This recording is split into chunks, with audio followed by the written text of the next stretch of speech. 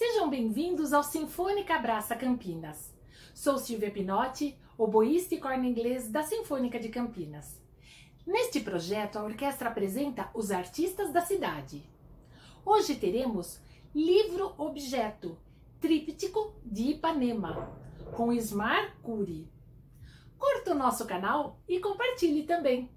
Esse vídeo faz parte das solicitações do programa Abraça Campinas, da Secretaria Municipal de Cultura da cidade de Campinas. Ele se aplica no contexto da Lei Aldir Blanc, que subsidia produções culturais. O trabalho artístico produzido se refere a 3 desenhos feitos em grafite sobre placas de madeira pintada, sendo que 2 desses desenhos estão aqui agora na prancheta e possuem dimensões variadas que vão de 1,3 de comprimento a 60 de altura, centímetros. O terceiro desenho, ele não está aqui porque ele já foi finalizado, tá? E ele foi feito sobre pequenos quadrados de madeira 11 por 11 centímetros, que em conjunto formam um retângulo de aproximadamente 1 metro por 1,5 metro, e no qual foi desenhada uma vista de topo dessa montanha que está sendo desenhada como vista lateral.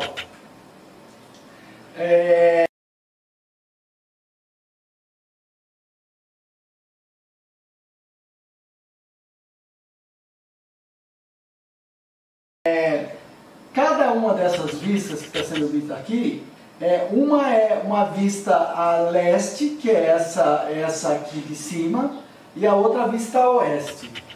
São 3 pranchas que formam o Tríptico de Ipanema, que é a obra apresentada para ser beneficiada pela Lei Aldir Blanc.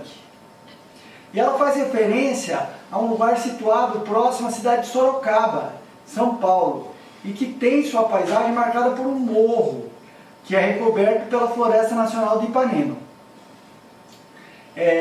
A Floresta Nacional é uma unidade de conservação federal. E essa área participa no meu estudo de caso da tese que eu venho desenvolvendo, a tese de doutorado, desde 2017 no Instituto de Artes da Unicamp, sob orientação da professora Maria José de Azevedo Marcondes.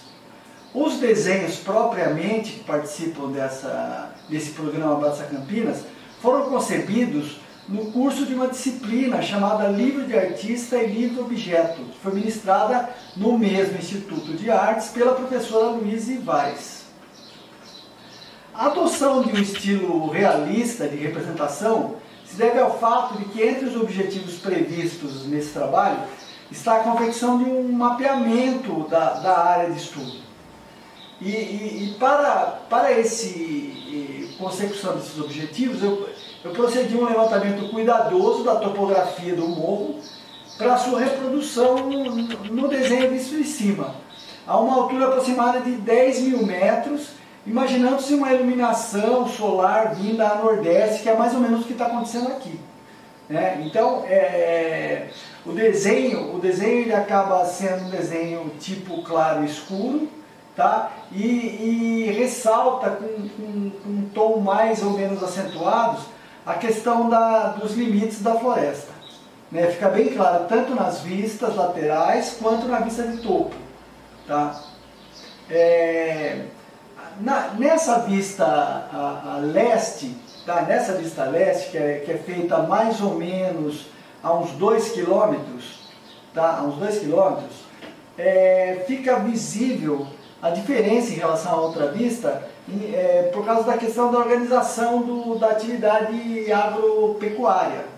E justamente por essa organização, dá para se perceber que a área é bem mais compartimentada e tal, diferente do caso aqui, que existe denota um pouco de abandono, o mato cresce mais, existe alguma área podada e tal, inclusive tinha uma placa curiosa aqui num poste que está centralizando o desenho, uma placa de aluga-se, e eu acabei, na fotografia, quando eu tirei a fotografia, eu acabei não percebendo, mas depois eu achei interessante demais reproduzir exatamente as coisas como elas estão dadas na realidade. o que se destaca muito, tanto aqui quanto lá, mais nessa vista aqui mais aproximada, essa vista a 2 km, essa vista a 4 km, tá? É que existe uma cultura, basicamente uma cultura homogênea da plantação de eucalipto. Então, isso é interessante. Então, além da floresta que é preservada e tal, mais ou menos original, em torno dessa floresta já existe uma exploração bastante intensificada, já não é de agora, de muito antes, mas assim, o que se destaca é essa cultura do eucalipto que a gente vê em quase todos os lugares.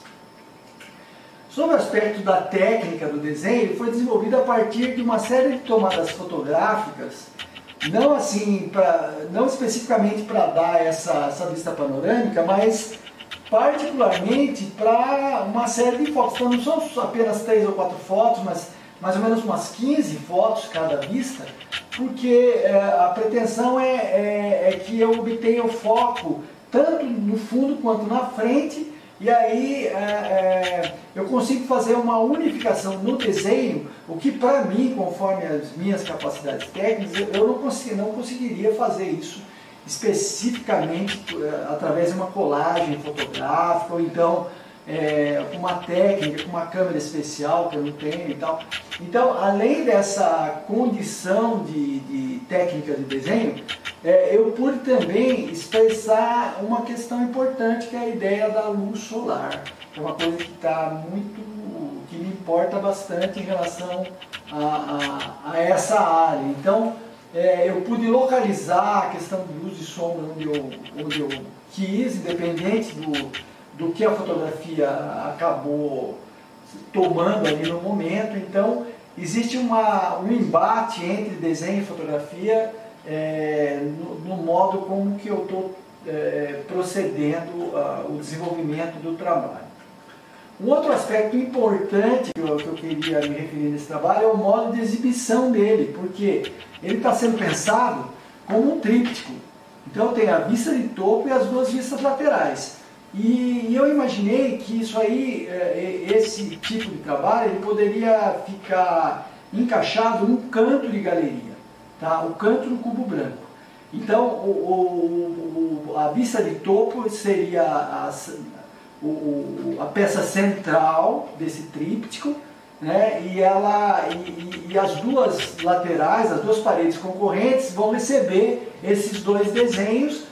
E eu para entender qual a melhor forma que isso poderia ser posicionado, eu estou montando uma maquete com uma questão angular e tal, desenhando, e tem também uma referência artística em relação ao trabalho, que depois que eu comecei a pensá-lo, me levou a lembrança de um grande artista, que é o Tatlin, um artista russo, que ele criou o que ele chama dos contrarrelevos de canto. Então, entre os vários contrarrelevos, tem um especial produzido em 1914, onde ele usa cabos de aço e tensiona uma peça do trabalho que é central. E eu achei bem interessante a ideia de trabalhar essa superfície de topo, que ela vai ficar uma superfície curva, montada em quadrículos para ficar uma superfície curva, e ela vai ficar suspensa em cabos de aço que vão do chão até o teto da galeria. Então isso é um ponto importante que eu queria ressaltar, né? Uma outra coisa em relação aos objetivos do mapeamento que pautou a ideia desde o início do trabalho, né? Em relação até ao próprio desenvolvimento da pesquisa de doutorado, né? E ele se encaixa com esse modo de exibição. Eu fui perceber isso depois, tá? Por quê?